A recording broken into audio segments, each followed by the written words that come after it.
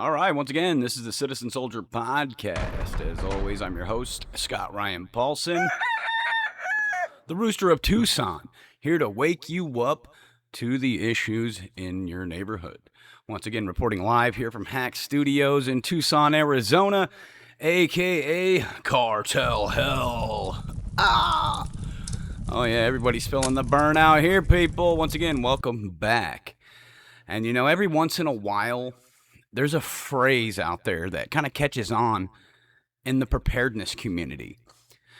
And it takes on a life of its own. And one of those phrases is the gray man. I know you probably heard it before. Depending on who's using it, it can mean anything from staying unnoticed to carrying the latest tactical gear. And somewhere along the way, the idea became more about appearance than purpose.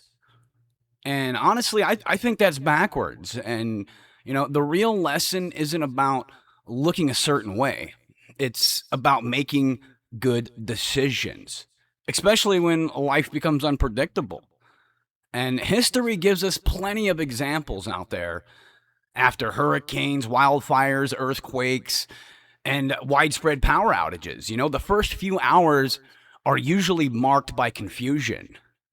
Information changes quickly, and cell service may be unreliable.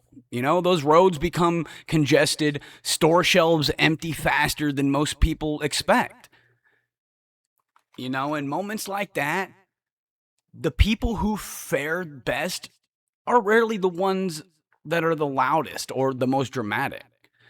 They're the ones who prepared ahead of time and adapt as conditions change. Preparation has never been about fear. It's about buying yourself time. Time to think, time to evaluate your options, time to avoid making decisions you'll regret simply because you're under pressure. That's the conversation I want you to have today, okay? Not about living in constant expectation of disaster. Not about expensive gear or dramatic scenarios. Just practical habits that make you more resilient when life throws you those curveballs. Because whether you're dealing with severe storms or a blackout or simply getting stranded on a highway, the same principles apply. Stay calm. Gather good information. Work the problem one step at a time. And that's a mindset worth developing, my friends, and it doesn't only apply to emergencies, it applies to life. So grab your coffee, let's go ahead and settle in, and let's talk about why calm, preparation, and clear thinking are some of the most valuable tools you'll ever have. So let's start with a simple question out there. When was the last time you were without electricity for more than a day? For some people, it's never happened. For others, it was a storm, a wildfire, an ice storm, or a power outage that seemed to last forever.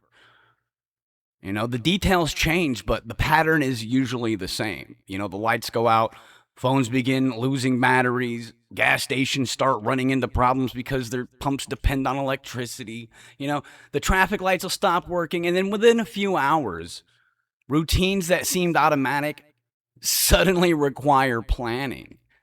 And it's a reminder of how much modern life depends on systems we rarely think about.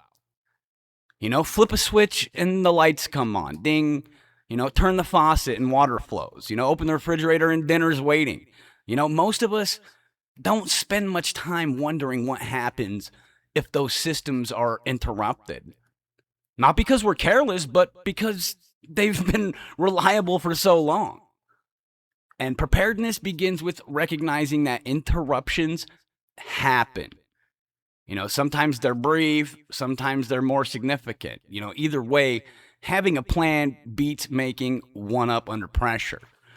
And, one habit that has helped me over the years is asking a simple question whenever I prepare for something. If this doesn't go according to my plan, what's my next move? And that question works for far more than emergencies, and it applies to work. travel, family, and even something as routine as driving across Arizona. If your vehicle breaks down on some remote highway, what's your next step? Like, do you have water, flashlights, a charged battery pack? Do you know who you're going to call? Those aren't dramatic questions. They're practical ones, okay? And the same mindset applies during large emergencies. Instead of reacting to every rumor, pause for a moment and build a clear picture of what's actually happening. Where is the problem? How close is it? Does it affect your neighborhood, or is it happening 50 miles away? Is the information coming from a reliable source, or is it someone's opinion being repeated online?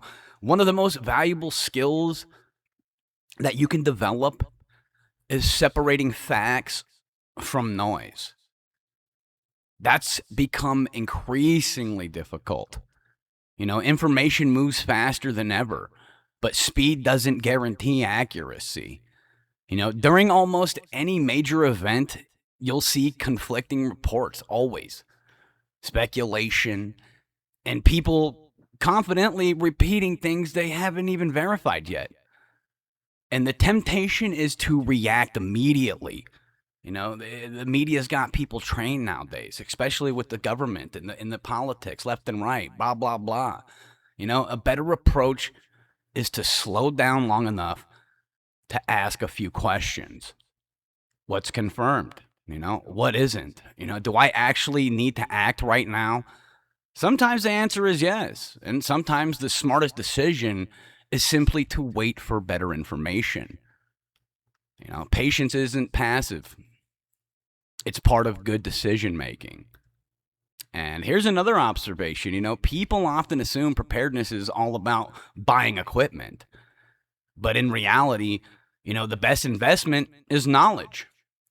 Knowing where emergency shutoffs are in your home, understanding basic first aid, keeping important documents organized, having family communication plan if those phone services become unreliable.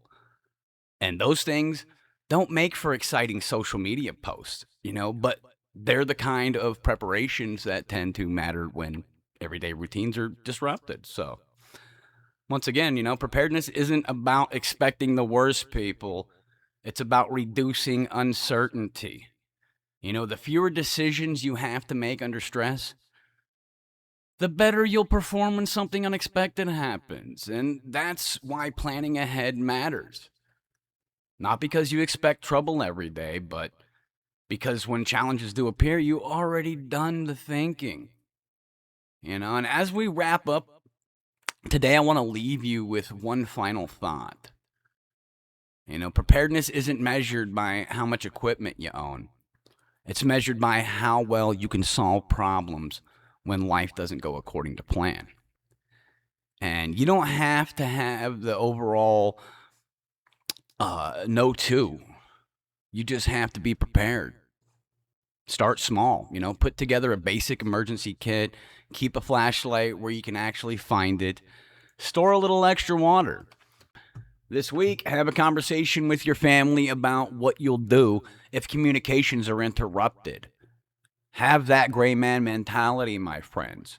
None of those things are complicated, but together they create something valuable. And that's confidence. And confidence, my friends, has a way of reducing panic. One of the greatest advantages you can have during an emergency is the ability to think clearly while everybody else is rushing to catch up. That's not a personality trait. It's a habit. And habits are built through preparation, my friends. Repetition and experience. So here's your challenge this week. Like I said, take an hour and walk through your home with fresh eyeballs and ask yourself a few simple questions. If the power went out tonight, what would I need in the first 24 hours? If I had to leave quickly because of a wildfire or another emergency, what would I wish I would have packed ahead of time? If my family needs to reach me, what's our plan? You don't need perfect answers, my friends. You just need to start asking the right questions. And preparedness isn't about expecting disaster around every corner. It's about reducing uncertainty and increasing your ability to respond when life throws you something unexpected. So, once again, I hope today's conversation gave you a few ideas to think about and maybe even inspired you to live that gray man mentality. A little time improving your own level of readiness will go a long way. If it did, my friends, if it helped you, then share this episode with somebody who could benefit from it. Start a conversation, compare plans, and learn from one another. Prepared communities are built one family, one neighborhood, and one conversation at a time. Once again, until next time, keep learning, keep improving, and never stop developing the skills that make you a stronger citizen, a better neighbor, and someone who can be depended upon. As always, I'm your host, Scott Ryan Paulson, the Rooster of Tucson, here to wake you up to the issues at hand. Once again, this has been the Citizen Soldier Podcast. Be sure to follow us on YouTube, Rumble, BitChute, and our RSS feed, which is distributed to all different types of platforms. Apple Podcast, Amazon Music, iHeartRadio, Deezer, Podcast Addict. The list goes on and on. And until next time, stay informed, stay prepared, and stay dangerous, my friends.